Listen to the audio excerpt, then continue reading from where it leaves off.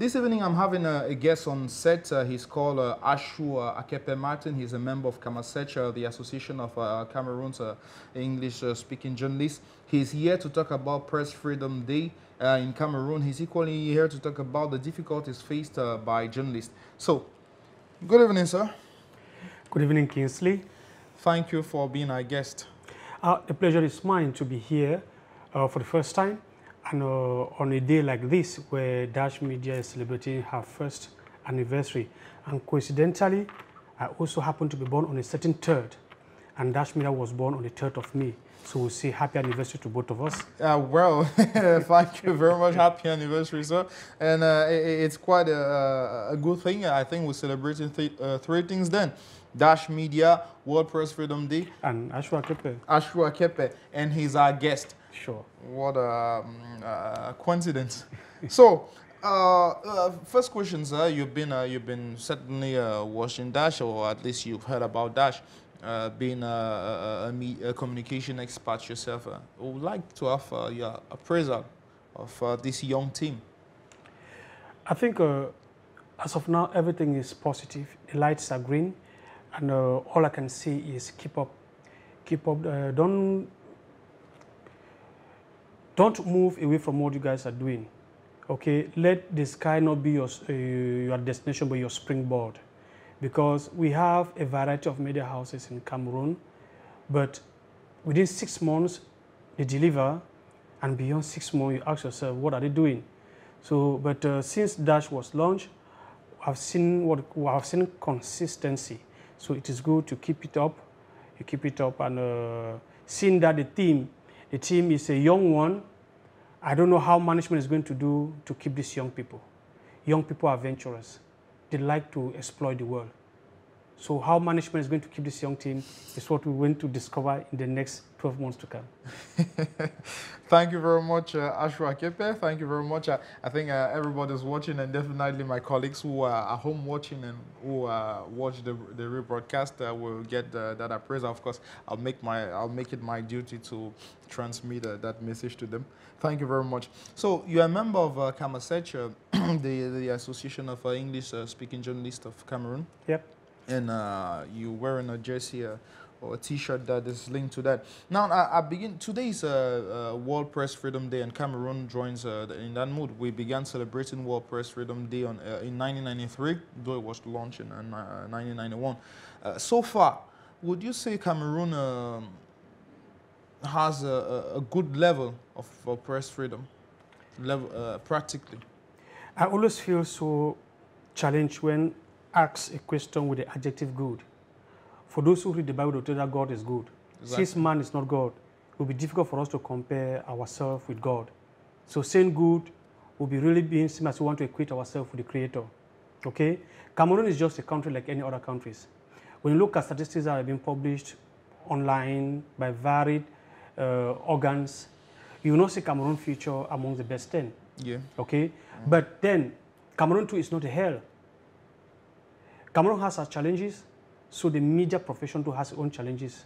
It is now left for the professionals to adapt themselves to the system, to swim without a lot of hurdles. The laws are there, but I used to say there is no perfect law, right? A law has rights and obligations.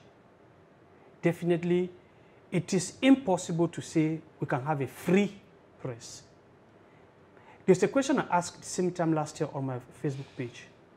How would the world be if the press was really free?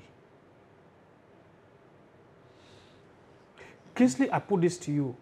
Today, the media likes breaking news, be it audiovisual or digital. They like breaking news. You are on set and you receive a breaking news. I'll give an example. There is an incident. A woman is beating the husband, and the woman strips the husband naked. They send the video to you. You are supposed to break that news. Opening the video, you see it is your father who is stripped naked. Will you publish? Will you broadcast? You see? That's the definition of freedom. Freedom of press. We should be allowed to do everything.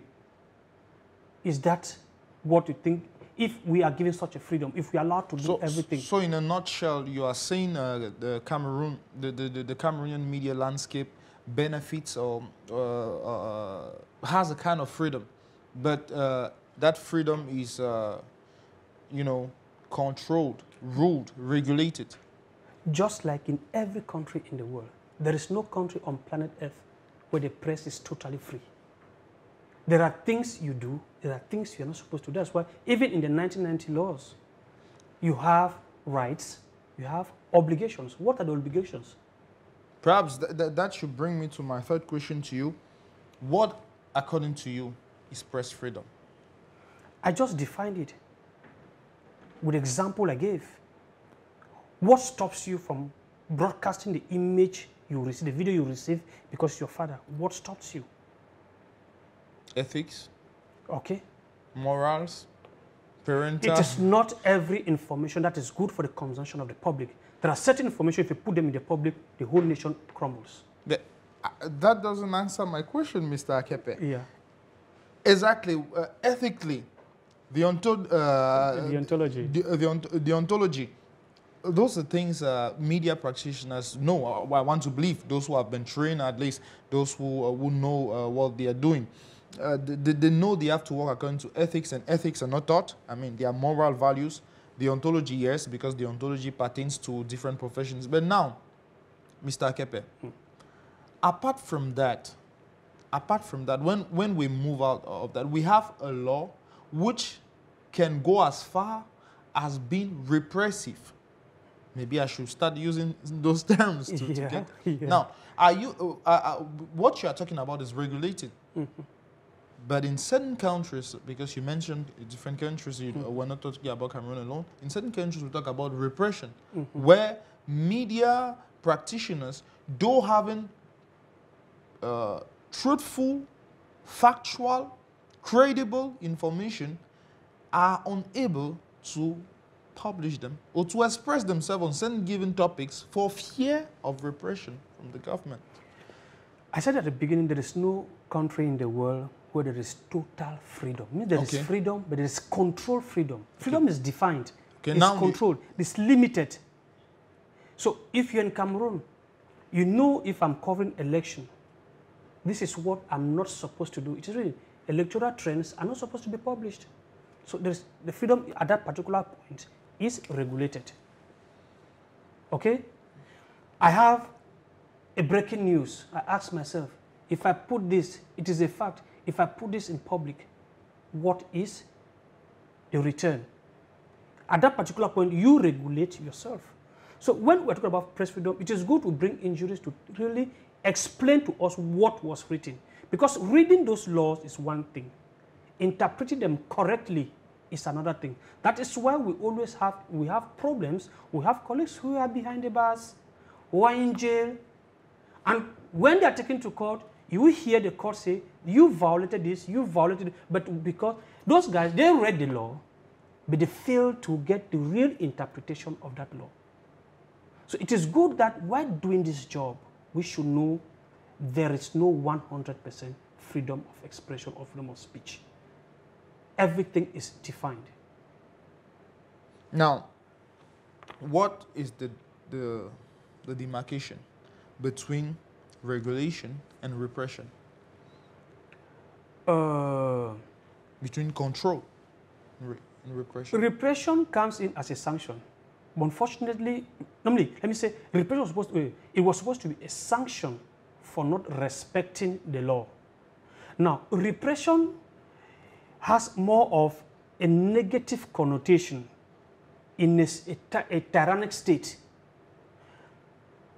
To say we have a tyrannic state would be excessive, because we've heard people say things on the air that you and I know are not acceptable, and those people still go scotch-free. So in that case, if we consider our state as a repressive state, those people who are in charge will use those examples to free themselves.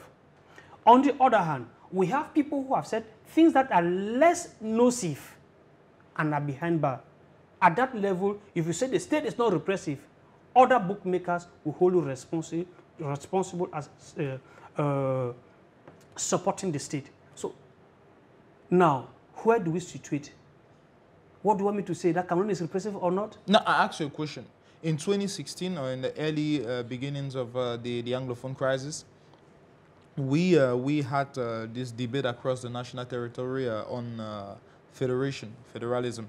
At the beginning, many journalists, I mean, politicians, almost everybody was going by their will and feeling free to talk about it, saying the solution to that problem, which today is going 5 years and more, was federalism.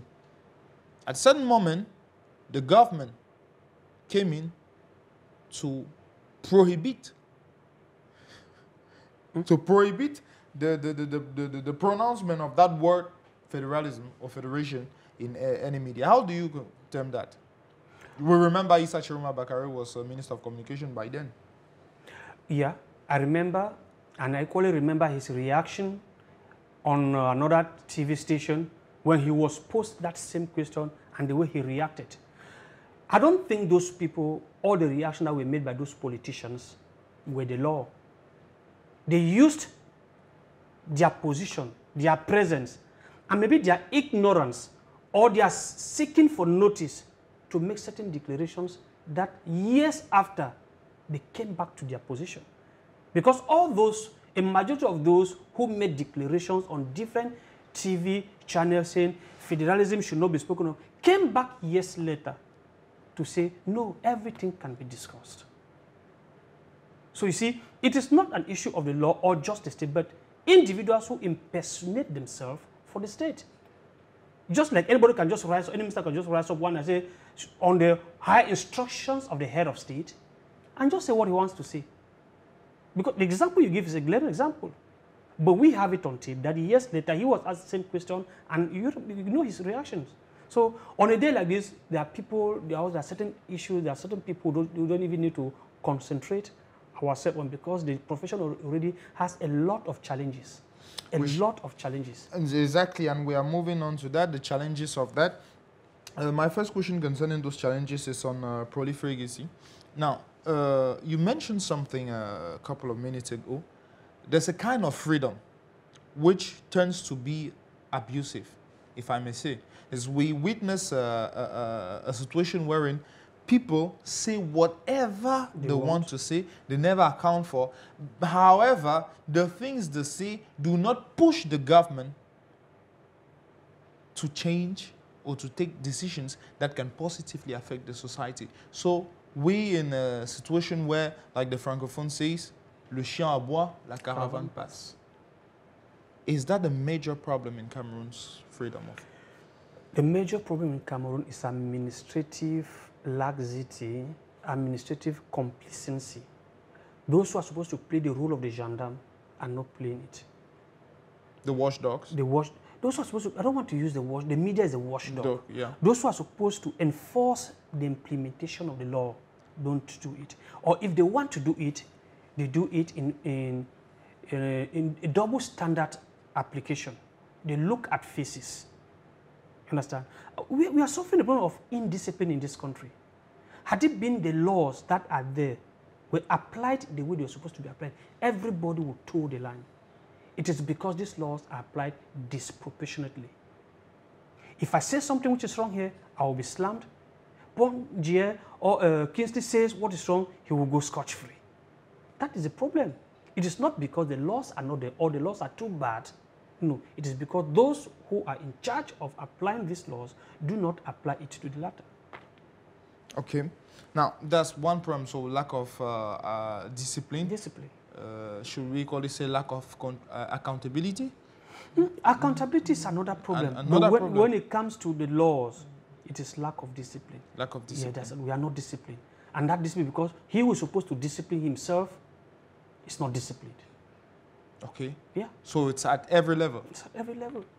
If I get back home, before leaving at home my kids to wash the plates, if I come back and discover the plates are not washed and I don't discipline them, I mean I am the problem. Okay. Now, the Minister of Communication, the present Minister of Communication, yesterday addressed, gave government's point of view as usual concerning Press Freedom Day. And in his speech, he said for the past years, we've been witnessing a large increase so far in the number of media outlets in the country, different, be it at the level of the print, TV, radio. And he says this is the proof that Cameroon is fully enjoying press freedom. I don't know why you're laughing. No, because I told you earlier that when you say Cameroon is not having press freedom, right? They will tell that this person insulted the head of state and went scotch-free. This person did this and went scotch-free. That's an example the minister is using, the proliferation of media organs. He uses it on the positive side. It is a proof that there is press freedom in Cameroon. There's liberalization. Now, bookmaker will say freedom and liberalization are not the same thing. That is another debate that we can take for another day. Now, you're a member of Camasej, which is an association. It's true, it's not a trade union, it's an association, but all the same, they're fighting for the rights of journalists, media communicators, media practitioners, and so on. Now, when we have this proliferation of media outlets, we equally have administrative tolerance. We know what it means. And we have a kind of treatment, anyway, good number of journalists are complaining of that they are not well treated in different spheres of the society. What's Camasej's viewpoint on that? Let me say, In fact, Michael, is the proliferation leading to disorder? First of all, let me make it clear. I am here for Camasej D, not Camasej. Oh, yeah, no, Camasej D. Yeah, because I'm not being mandated by the National Bureau to talk on. Okay. I'm talking just about what is happening in Douala and our association at the level of. Okay, let's talk about Douala. Yeah. Well, the proliferation of media organs responsible for the maltreatment, I don't think so. The problem, you said Camasej is an association. It is not a trade union. Yeah. That's already the first problem. There's an absence of trade union in this profession.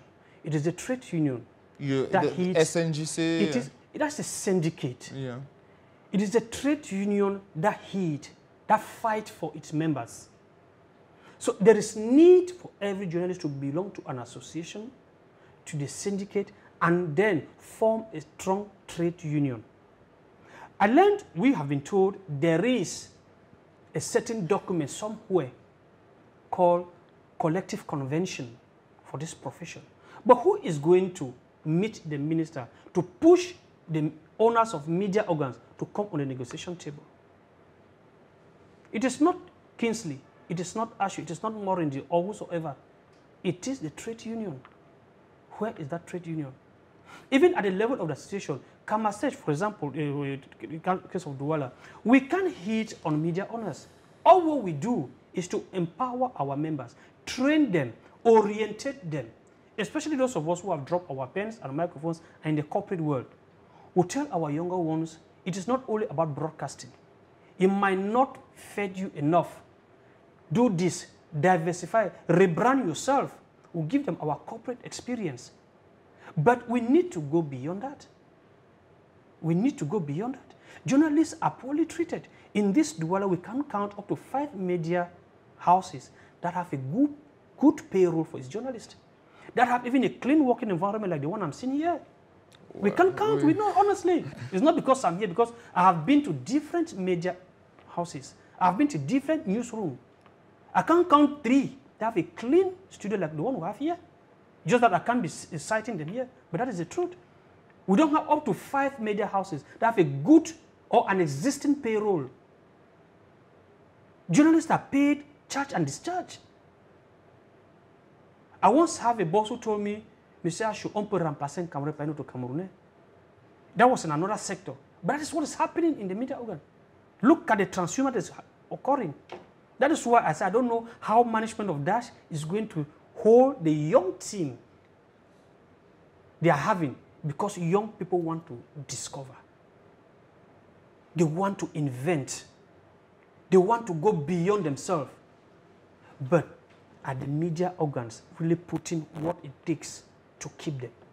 The human resource is there. The schools are training these young people. But when they come out of school, how are they valorized? How are they valorized? How can you pay a senior journalist 50,000 francs CFA in a city like Douala, where to get an accommodation that can be good for you cannot be less than 35,000 CFA from. So that's part of it. Now, is it the sole?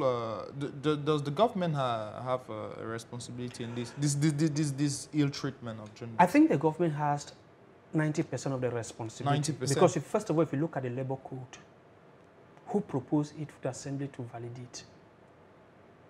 They say this minimum salary is 35,000 or 36,000 CFA. To live in an accommodated house here in Douala, you need at least a 40,000 franc CFA. Somebody who wants to be decent. You want to stay in an environment that you should be able to go to work, come back, and be comfortable. But the government and the assembly, they have signed that somebody can live on 36,000 franc CFA. So the bosses can also. And we have journalists who are paid such amounts of money. Of course. Ashu, is this one of the reasons why many journalists have fallen into what the Cameroonian media landscape calls gumbo? Don't push me into that. It is a sort of temptation. And I feel so bad using it. But that is the gospel truth. Because their journalists do not have a monthly salary. They barely depend on their field work. It affects their freedom, right? Of course. He who pays the piper dictates the tune.